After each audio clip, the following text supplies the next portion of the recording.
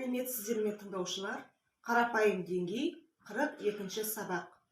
Сабақтың тақырыбы апта күндері.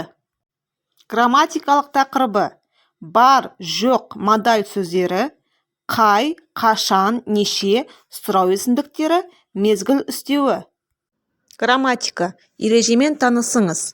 Бар, жоқ, модаль сөздері құптау, жоққа шығару мәндерін білдіру үшін қолданылады. Сұрау есімдіктері заттар мен құбылыстардың атын, санын, сапасын, мекенін, мезгілін, амалын білу мақсатында айтылатын сөздер. Сұрау есімдіктеріне кім, не, қалай, қашан, қай, қандай, қайдан, нешеу, қайдан, қайсы сұрақтары жатады. Мысалы, қайда барасың? Кімді көрдің? Мезгіл үстеулері қимыл, іс-әрекеттің жүзеге асу уақытын, мезгілін, мерзімін білдіреді. Мезгіл үстеулері қашан, қашаннан бері деген сұрақтарға жауап береді. Мысалы, ол үйге ертең барады. Бүгін теледидардан тамаша фильм болады. Таңертең радиодан жаңбыр жауатынын хабарлады. Тапсырма. Жауапқа сәйкес сұрақ құрастырыңыз.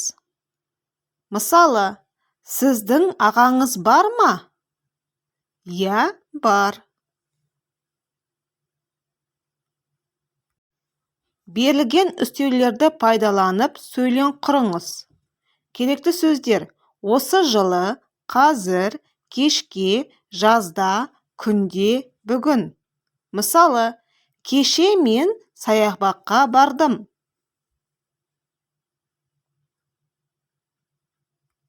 Жаңа сөздермен танысыңыз.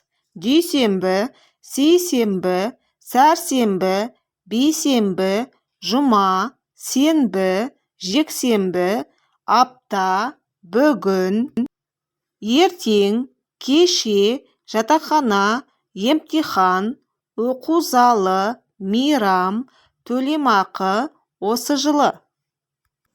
Жаңа сөздермен сөз тіркестерін құрыңыз.